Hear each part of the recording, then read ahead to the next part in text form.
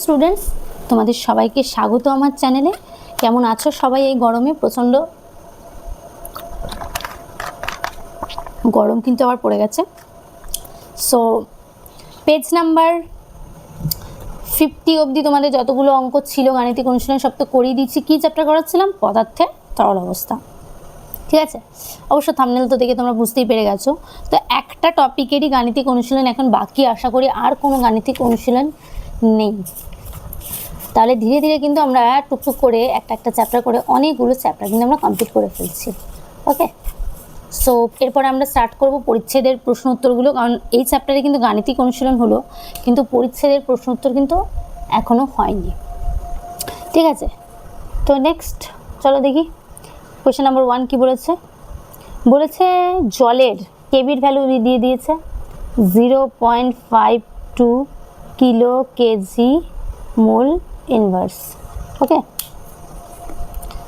জলের কেবিটা দিয়ে দিয়েছে।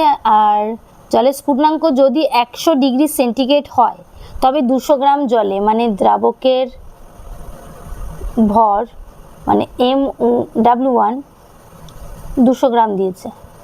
ঠিক আছে, জলে কত গ্রাম NaCl এর ভর মানে কি W2 জানতে চেয়েছে। ঠিক আছে, NaCl এর ভর, NaCl এর আণবিক ভর কত?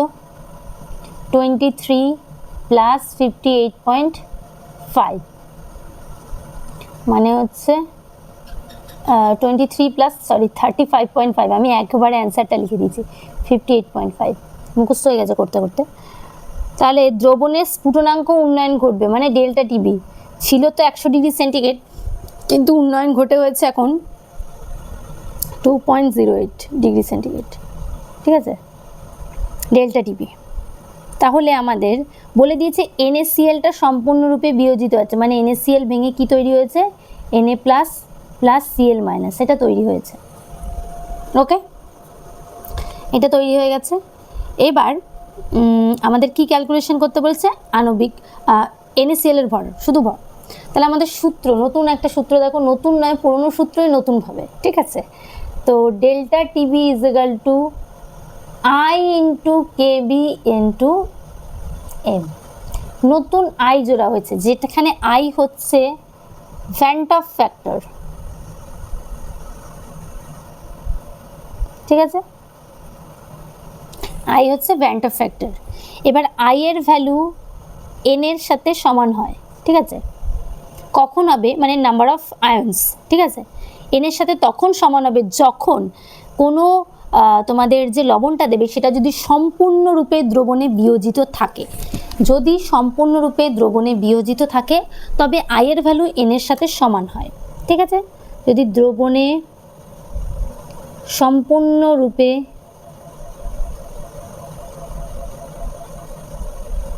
বিয়োজিত থাকে। ঠিক আছে,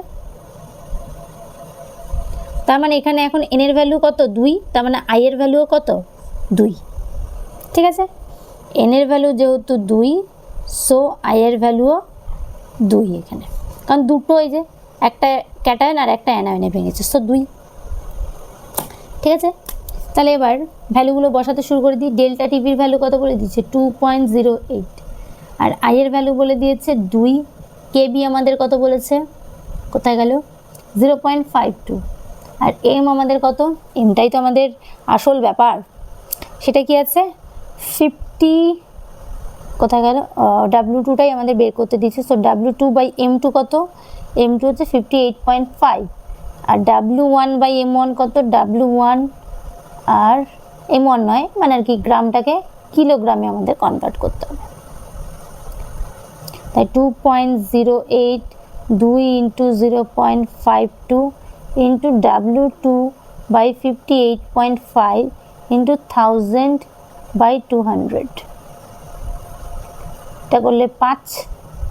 এই পয়েন্ট আর এই পয়েন্ট তো আমি তুলে দিতেই পারি। ঠিক আছে, তাহলে W2 ইজ ইকুয়াল টু কী পাবো? 58.5 ইন্টু 208।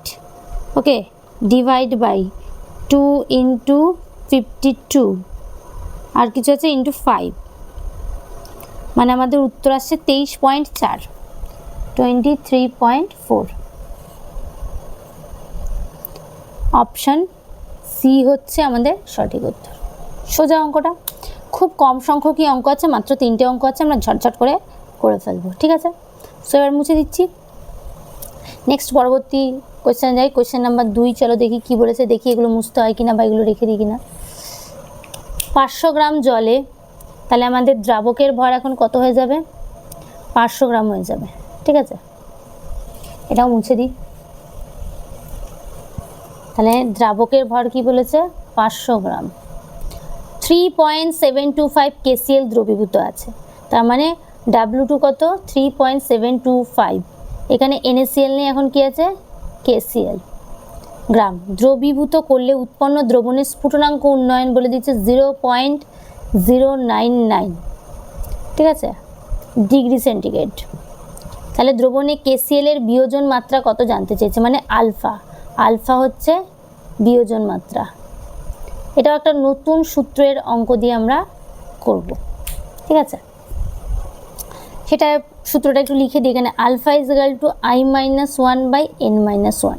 এবার দেখো এখানে কিন্তু আই আর এন এর মান সমান হবে না, কেন? কারণ সম্পূর্ণরূপে বিয়োজনের কথা কিন্তু এখানে বলেনি, ঠিক আছে। তাহলে চলো ডেল্টা টিভির ভ্যালু কত বলেছে? 0.099। আই এর ভ্যালু আমাদের ক্যালকুলেশন করতে হবে। কেবির ভ্যালু বলে দিয়েছে 0.52, আর এম আমাদের ক্যালকুলেশন করে কত আসছে দেখি চলো। আচ্ছা, KCl এর আণবিক ভর আমরা বের করে নিই। KCl হচ্ছে 39 প্লাস 35.5, মানে হচ্ছে 74.5 গ্রাম, ঠিক আছে। তাহলে 74.5 কত আছে? আচ্ছা, ডিভাইড বাই লিখি। 3.725 ডিভাইড বাই 74.5 ডিভাইড বাই 500/1000 বা 0.099 is equal to I into 0.52 into 3.725 by 74.5 into 1000/500, মানে 2। আচ্ছা, এই পয়েন্টটা আর এই পয়েন্টটা আমরা তুলে দিচ্ছি, আর বাকিগুলো থাকুক। আমি যেহেতু ক্যালকুলেটারই করব, তোমরা হাতে করলে অবশ্যই আরও শর্টে করবে। সো কত হবে আমাদের? 74.5, ঠিক আছে, ইন্টু 99 ডিভাইড বাই ব্র্যাকেট দিয়ে কি লিখব? 0.52 ইন্টু 3725 ইন্টু 2, মানে আমাদের অ্যান্সার আসছে 1.90। ওকে, হলো আই এর ভ্যালু। এন এর ভ্যালু কী হবে? KCl এগেন, KClটা ভাঙলে কি পাই? K plus plus Cl minus. তাহলে এন এর ভ্যালু কত হচ্ছে? 2। দুটো ক্যাটায়ন অ্যানায়নে ভেঙেছে, তো alpha is equal to 1.90 minus 1/2 minus 1, মানে আলটিমেটলি 0.90। এটা হচ্ছে আমাদের উত্তর। তার মানে অপশান সি। ও মাই গড, দেখো অপশান ডিও কি দিয়েছে? 0.9 নাকি 0.90। তার মানে এই ক্যালকুলেশনটা পারফেক্টলি করতে হবে। ওকে, যাই হোক, সি হয়ে গেল। সহজ অঙ্কটা, নতুন একটা সূত্র তোমরা এখানে পেলে, বিয়োজন মাত্রার সূত্র, সেটা হচ্ছে এটা। সো এটাও কিন্তু স্টার্ট দিয়ে রাখবে। নেক্সট পরবর্তী লাস্ট অঙ্ক, পেজ নাম্বার 53। মাত্র 3টে অঙ্কই দিয়েছে, খুব ভালো কথা, খুব কম সংখ্যক অঙ্ক দিয়েছে। বলেছে 20 গ্রাম বেনজিনে, আর একটু মুছে নিই। সো বেনজিনের পরিমাণটা কত বলেছে? 20 গ্রাম বেনজিন, তার মানে এখানে দ্রাবকের ভর বলে দিয়েছে 20 গ্রাম, তাই তো। চলো দেখি কি কি দিয়েছে। দ্রাবকের ভর বলে দিচ্ছে, তার মানে 20 গ্রাম। 0.136 ফিনাইল অ্যাসিটিক অ্যাসিড আছে। দ্রাবের ভর, দ্রাবটা এত বড় আছে আর লিখলাম না, 0.136 গ্রাম। ফিনাইল অ্যাসিটিক অ্যাসিড, যার স্ট্রাকচার হচ্ছে এটা, COCH3। কীভাবে তোমরা করবে সেটাও একটু বলে দিই। CH3COOH, এটা কিসের স্ট্রাকচার? এটা হচ্ছে অ্যাসিডিক অ্যাসিডের স্ট্রাকচার, ঠিক আছে। সো অ্যাসিডিক অ্যাসিডের স্ট্রাকচার যদি এটা হয়, তাহলে ফিনাইল অ্যাসিটিক অ্যাসিড কী হবে? জাস্ট হাইড্রোজেনের দেখো ওয়েস্টটা তুলে এটা করে দিচ্ছি, ফিনাইল অ্যাসিটিক অ্যাসিড, ঠিক আছে। তাহলে এটার কত হয়? C1 2 3 4 5 6 7 8 C8, 1 2 3 4 5, 5টা, আর এখানে 3টে H8, ঠিক আছে। আর অক্সিজেন কটা আছে? 2টো, মানে 8 × 12 যোগ 8 যোগ 32 মানে হচ্ছে 96 যোগ 8 যোগ 32 মানে 136। ওকে,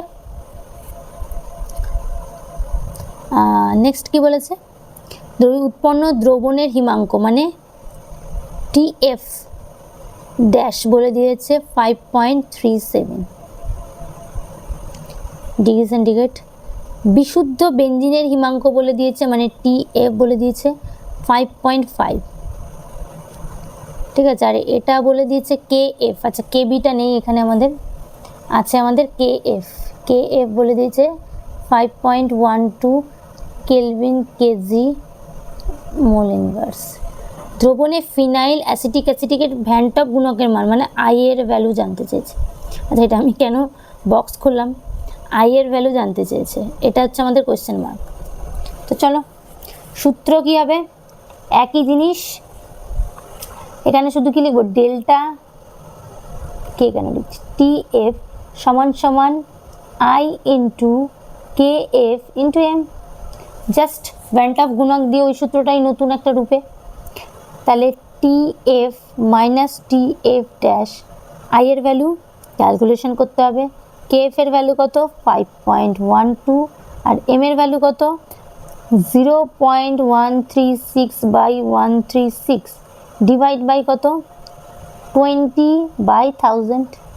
ওকে, টিএফ এর ভ্যালু কত বলেছে 5.5 মাইনাস 5.37 সমান সমান I into 5.12 into 0.136/136 into 1000/20 point তুলে দিলাম। সো এখানে একটু ছোট্ট করে 1000 লিখে দিই, এই 1000 কেটে গেল, 136 কেটে গেল। ঠিক আছে, এটা হচ্ছে 0.13